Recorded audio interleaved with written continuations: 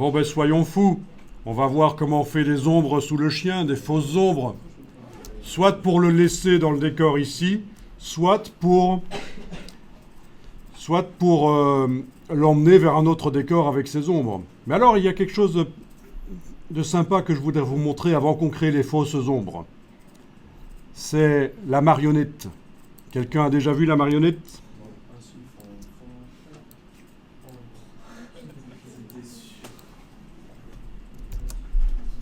Ça veut dire que quand vous faites une photo d'une personne ou d'un sujet et vous la mettez dans Photoshop pour faire un trucage, un photomontage, peut-être que la position du bras, de la jambe n'est pas exactement comme vous voudriez.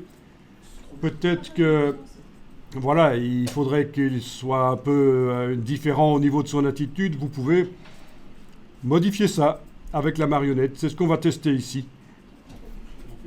Ça permet d'être créatif aussi. Alors, la marionnette, ça marche mieux quand on a transformé le calque sur lequel on va la faire, quand on l'a transformé en objet dynamique.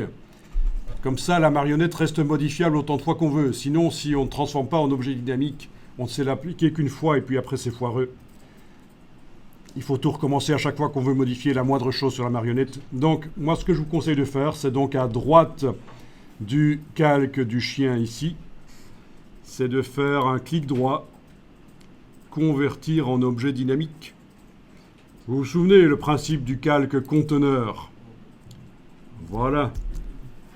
Donc l'image entière du chien avec son fond blanc et le masque sont dans ce calque conteneur qui peut contenir 1, 2, 10, 20 calques. C'est pas un problème, c'est vraiment un objet dynamique peut contenir tout un photomontage et voilà, il fait partie d'un autre photomontage. C'est hyper puissant comme principe. Ça vous permet de garder une palette de calques simple sans des dizaines de vignettes aussi. Vous voyez le principe. Mais donc là, on a juste transformé le calque en objet dynamique. Je ne vous montre pas ici qu'on a toujours accès au masque et tout ça d'une certaine manière. Tout est toujours accessible, mais le but, c'était de transformer juste en objet dynamique ici. Et puis, on va mettre la marionnette dessus. Donc, vous allez dans le menu Édition, Déformation de la marionnette.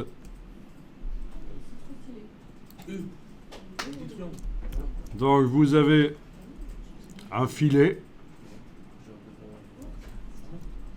un rôti de chien,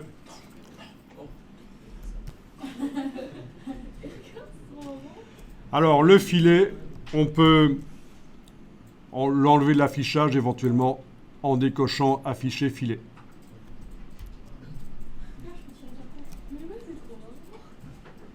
Alors si vous cliquez, ça met une punaise.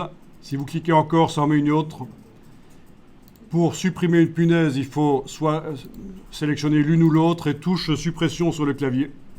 Et donc l'idée, c'est que vous allez pouvoir mettre différentes punaises, notamment au bout des pattes pour pouvoir bouger, et aux articulations aussi. Voilà. C'est ça l'idée. Si vous mettez que 2 punaises ou une seule, vous ne saurez pas faire grand-chose. Il faut punaiser l'élément.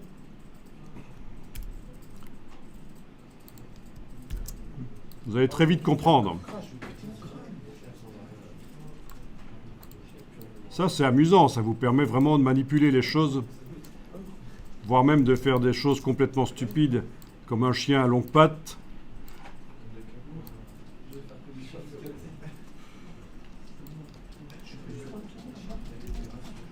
Lui faire des pattes levées. Ah, il faut peut-être que je supprime celle-là. Le CTRL Z ne marche pas? Bah, il faut manipuler les punaises en fait. Hein. Et si je supprime la punaise, moi j'ai supprimé la punaise, ça fait comme avant. Ah ouais, merci. Ben oui, il faut supprimer les punaises parfois. Avec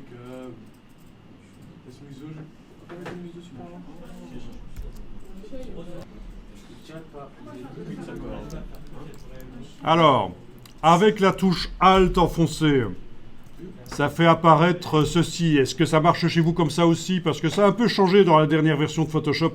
Avant, on avait d'office le cercle qui apparaissait tout seul, mais là, j'enfonce la touche Option sur le clavier, la touche Alt. Est-ce que vous voyez que sur la punaise qui est sélectionnée, il y a un cercle? Eh bien ça va vous permettre de tourner. Parce que c'est parfois nécessaire d'ajuster. C'est donc la touche Alt quand on a sélectionné une punaise ou l'autre. La touche Alt permet de tourner.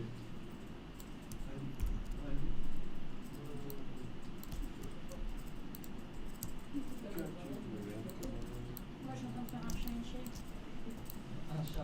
Et deux. Ouais. Non, non. Mais il est comme ça. Ah ouais, il y a un problème là. Alors à un certain moment, vous pouvez valider avec le petit V et vous allez voir que dans la palette des calques, sur le calque, il y a un filtre de déformation de la marionnette qui est arrivé. Et si vous double-cliquez sur le mot déformation de la marionnette, vous avez la possibilité de remodifier la marionnette.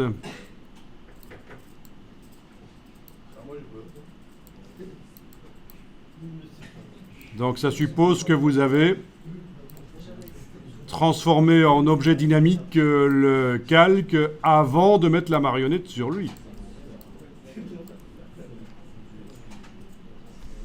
Voilà. Sinon, si vous avez appliqué la marionnette sur un calque qui n'est pas un objet dynamique, pour la remodifier après, c'est foutu. Je convertis deux fois en objet dynamique.